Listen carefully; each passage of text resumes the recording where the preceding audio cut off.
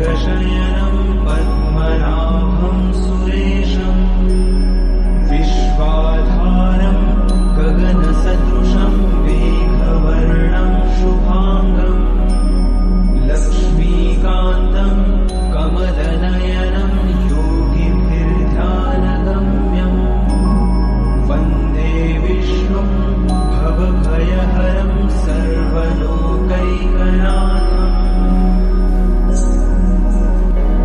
शान्ताकारं भुजगशयनं पद्मनाभं सुरेशं विश्वाधारं गगनसदृशं मेघवर्णं शुभांगं लक्ष्मीकान्तं कमलनयनं योगिभिर्ध्यानगम्यं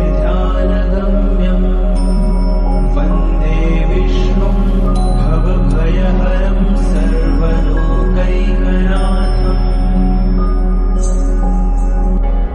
शान्ताकारं भुजगशयनं पद्मनाभं सुरेशं विश्वाधारं गगनसदृशं मेघवर्णं शुभांगं लक्ष्मीकान्तं कमलनयनं योगिभिर्ध्यानगम्यं वन्दे विष्णुं भवभयहरं सर्वलोकैकनाथम्।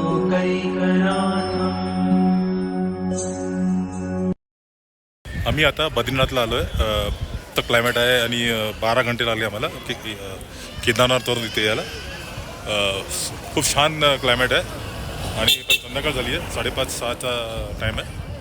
मग आता तिथेच चाललो आहे. गरम पाण्यात आंघोळ करू आणि दर्शन घेऊ. चला मग भेटूया परत. बाय. दोस्तों, मेरे channel Raj blogs and more में आपका स्वागत है। आज हम केदारनाथ के दर्शन के बाद बद्रीनाथ के रास्ते पर निकल पड़े हैं। हम इस खूबसूरत ड्राइव का आनंद ले रहे हैं, अच्छे संगीत और खूबसूरत वादियों के साथ। तो आइए इसका आनंद लें।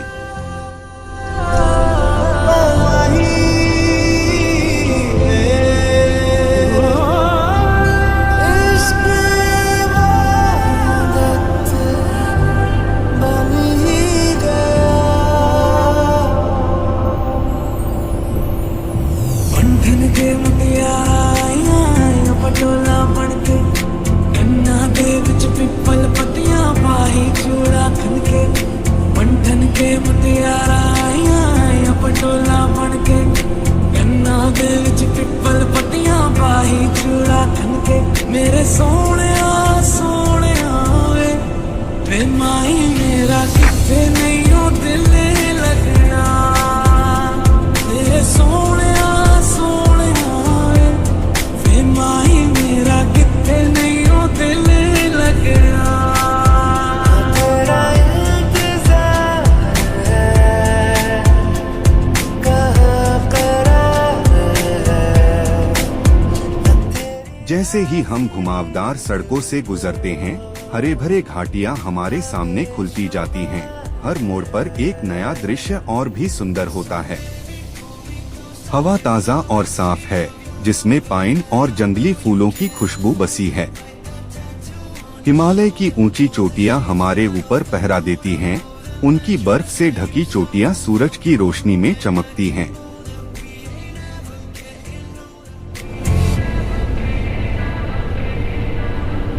Stay a little longer with me, baby.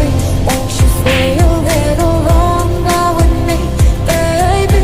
Won't you stay a little longer with me? चलो जी यार साफ साफ कहता हूँ, इतनी सी बात है, तुझे तुझसे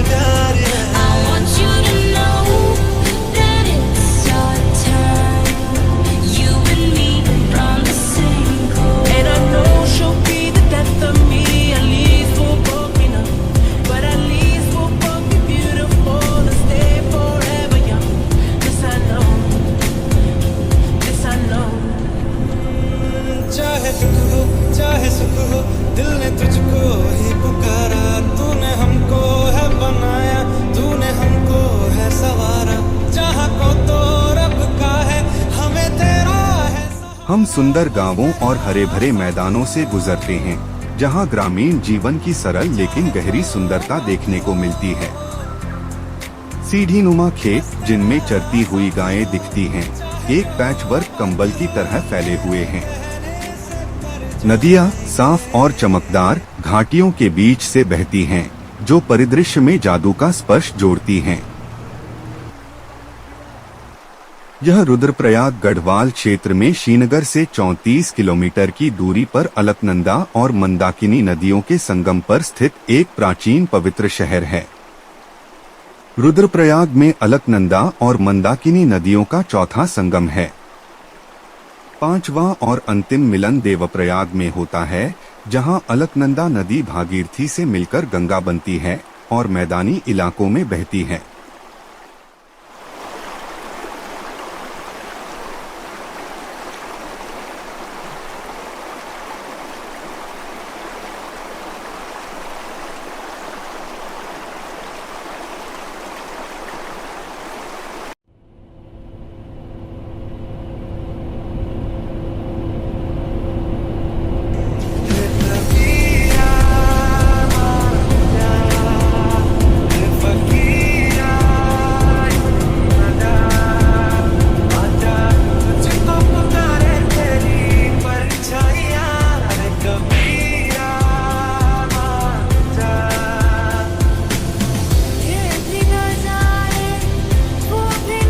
हमारे सफर के लिए मौसम एकदम सही है। ठंडी हवा में रोमांच और खोज की खुशी बसी है। हम एक पल के लिए रुकते हैं और अपने आसपास की शांति को महसूस करते हैं, प्रकृति के साथ गहरा संबंध महसूस करते हैं।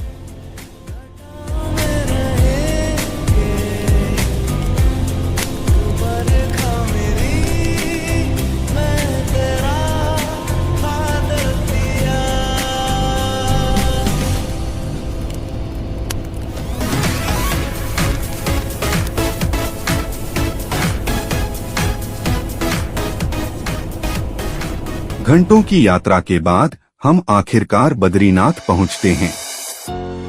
बद्रीनाथ मंदिर का दृश्य, जो पहाड़ों की पृष्ठभूमि में खड़ा है, हमारी सांसें रोक देता है। भगवान विष्णु को समर्पित यह मंदिर आध्यात्मिकता और भक्ति का प्रतीक है। इसकी जटिल वास्तुकला और जीवंत रंग इस पवित्र स्थान की समृद्ध सांस्कृतिक धरोहर का प्रमाण है।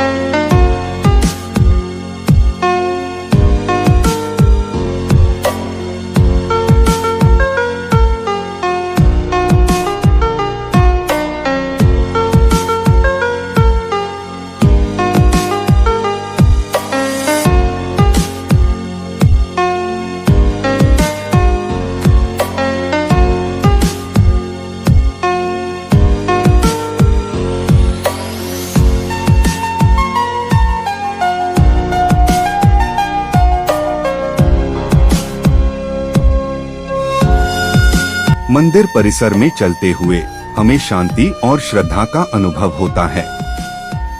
पास बहती अलकनंदा नदी की आवाज इस शांत वातावरण में और भी चार चांद लगा देती है। हम तीर्थयात्रियों के साथ मिलकर अपनी प्रार्थनाएं अर्पित करते हैं, गहरी कृतज्ञता और विनम्रता महसूस करते हैं।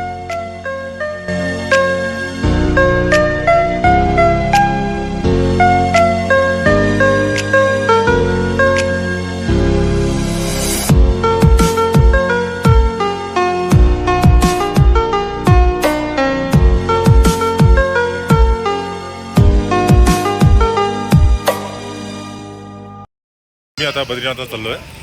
केदारनाथवरून मी इथे आलो. आता अक्षरशः 12 तास लागले मला इथे पोहोचायला. फार गर्दी असते इकडे आजकाल. चारधामसाठी यात्रेसाठी भरपूर लोक आले आहेत. तर ट्रॅफिक भरपूर आहे. तरी आम्ही आता पोहोचलो. संध्याकाळ झाली आहे. आता बद्रीनाथचं दर्शन घेऊन त्याच्या आधी आंघोळ करायची आम्हाला गरम कुंडात. तर आता लोक तिथे जातात.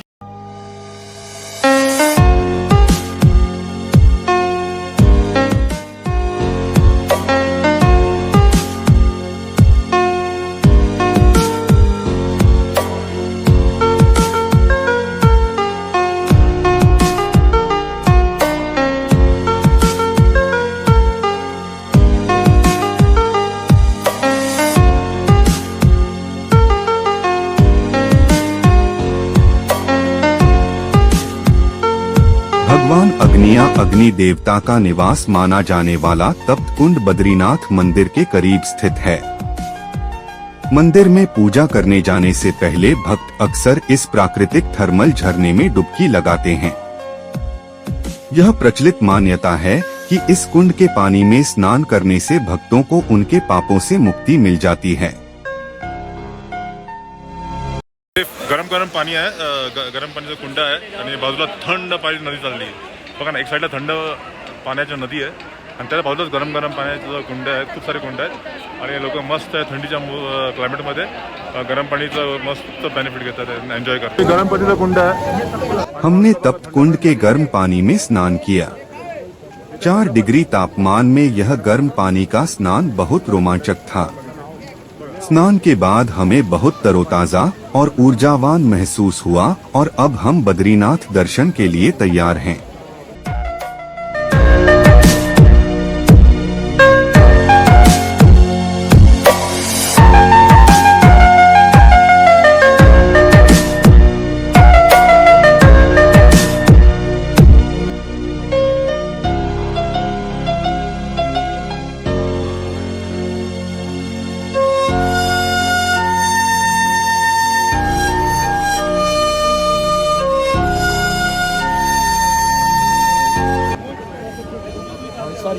चालेल बाबा आपलं.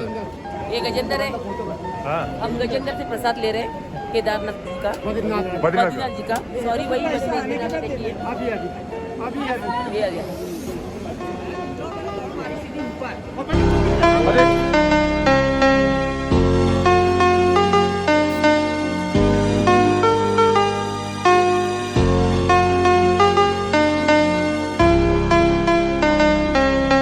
दर्शन के लिए 4 किलोमीटर तक लगी लाइन। तो अब लगभग अंधेरी रात है और तापमान -3 डिग्री है। हम पंक्ति में खड़े हैं।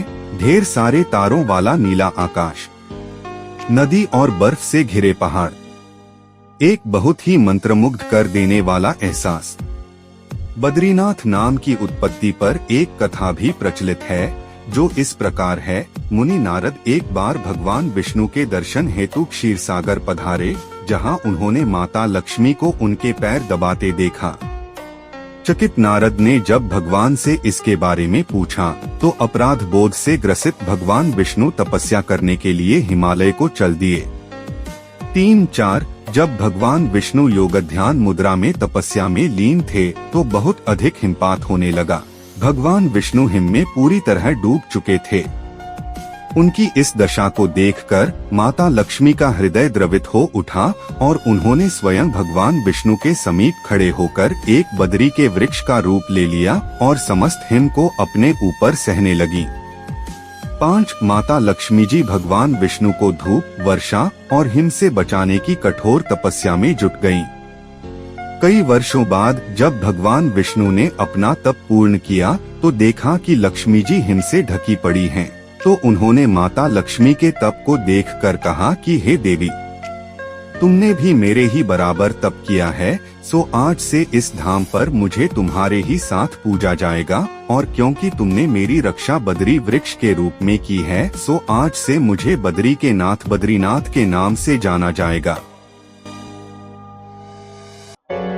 शान्ताकारं भुजगशयनं पद्मनाभं सुरेशं विश्वाधारं गगनसदृशं मेघवर्णं शुभाङ्गम् लक्ष्मीकान्तं कमलनयनं योगिभिर्ध्यानगम्यम् वन्दे विष्णुं भवभयहरं सर्वलोकैकनाथम् शान्ताकारं भुजगशयनं पद्मनाभं सुरेशम् विश्वाधारं गगनसदृशं मेघवर्णं शुभाङ्गम् लक्ष्मीकान्तं कमलनयनं योगिभिर्ध्यानगम्यम् वन्दे विष्णुं भवभयहरं सर्वलोकैकनाथम्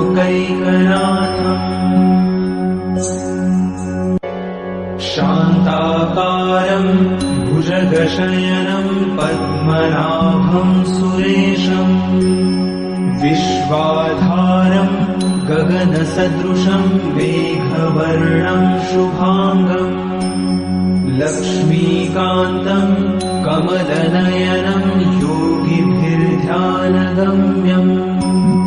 वन्दे विष्णुं भवभयहरं सर्वलोकैकनाथम्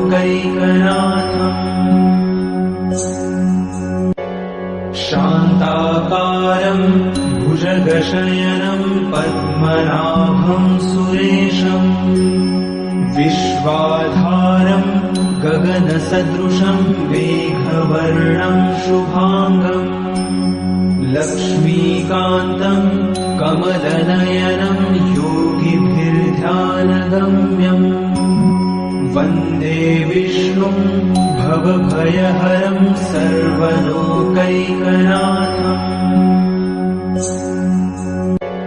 शान्ताकारं भुजगशयनं पद्मनाभं सुरेशम् विश्वाधारं गगनसदृशं मेघवर्णं शुभाङ्गम् लक्ष्मीकान्तं कमलनयनं योगिभिर्ध्यानगम्यम् वन्दे गर्भगृह में भगवान बद्रीनारायण की 1 मीटर 3.3 फीट लंबी शालीग्राम से निर्मित मूर्ति है, जिसे बद्री वृक्ष के नीचे सोने की चंदवा में रखा गया है। बद्रीनारायण की इस मूर्ति को कई हिंदुओं द्वारा विष्णु के 8 स्वयं व्यक्त क्षेत्रों स्वयं प्रकट हुई प्रतिमाओं में से एक माना जाता है। 3 मूर्ति में भगवान के 4 हाथ हैं, 2 हाथ ऊपर उठे हुए हैं, एक में शंख और दूसरे में चक्र है, जबकि अन्य 2 हाथ योग मुद्रा पद्मासन की मुद्रा में भगवान की गोद में उपस्थित हैं। मूर्ति के ललाट पर हीरा भी जड़ा हुआ है। गर्भगृह में धन के देवता कुबेर, देवर्षि नारद, उद्धव, नर और नारायण की मूर्तियां भी हैं। मंदिर के चारों ओर 15 और मूर्तियों की भी पूजा की जाती है। इनमें लक्ष्मी, विष्णु की पत्नी, गरुड़, नारायण का वाहन और नवदुर्गा 9 अलग अलग रूपों में दुर्गा की मूर्तियां शामिल हैं। इनके अतिरिक्त मंदिर परिसर में गर्भगृह के बाहर लक्ष्मी नृसिंह और संत आदि शंकराचार्य, नर और नारायण, वेदांत देशिक, रामानुजाचार्य और माना गांव के एक स्थानीय लोक देवता घंटाकर्ण की मूर्तियां भी हैं। बद्रीनाथ मंदिर में स्थित सभी मूर्तियां शालीग्राम से बनी हैं। कई वर्षों बाद जब भगवान विष्णु ने अपना तप पूर्ण किया तो देखा कि लक्ष्मी जी हिम से ढकी पड़ी हैं। तो उन्होंने माता लक्ष्मी के तप को देखकर कहा कि हे देवी, तुमने भी मेरे ही बराबर तप किया है, सो आज से इस धाम पर मुझे तुम्हारे ही साथ पूजा जाएगा, और क्योंकि तुमने मेरी रक्षा बद्री वृक्ष के रूप में की है, सो आज से मुझे बद्री के नाथ बद्रीनाथ के नाम से जाना जाएगा।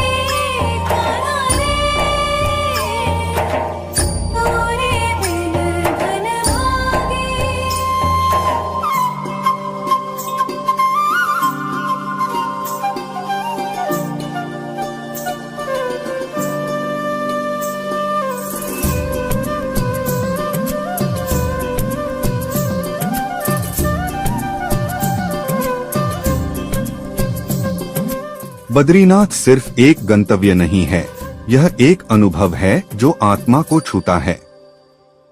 इस स्थान की आध्यात्मिक ऊर्जा को महसूस किया जा सकता है और हम अपने दिलों में शांति और आत्मा में उत्साह के साथ यहाँ से विदा लेते हैं। केदारनाथ से बद्रीनाथ तक की यह यात्रा सिर्फ एक सड़क यात्रा नहीं रही, यह एक तीर्थ यात्रा रही, विश्वास और खोज की। हमारे इस अद्भुत सफर में शामिल होने के लिए धन्यवाद। हमें उम्मीद है कि आपने केदारनाथ और बद्रीनाथ की सुंदरता और आध्यात्मिकता का उतना ही आनंद लिया होगा जितना हमने लिया। अगली बार तक खोज करते रहें और आशीर्वादित रहें। गोकुल मोहक लागे,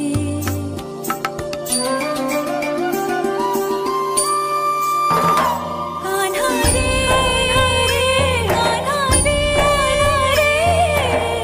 तोरे बिन धन भागे, कान्हा रे कान्हा रे तोरे बिन धन भागे। आया आया कृष्ण कन्हैया जैसे मुरली बाजी।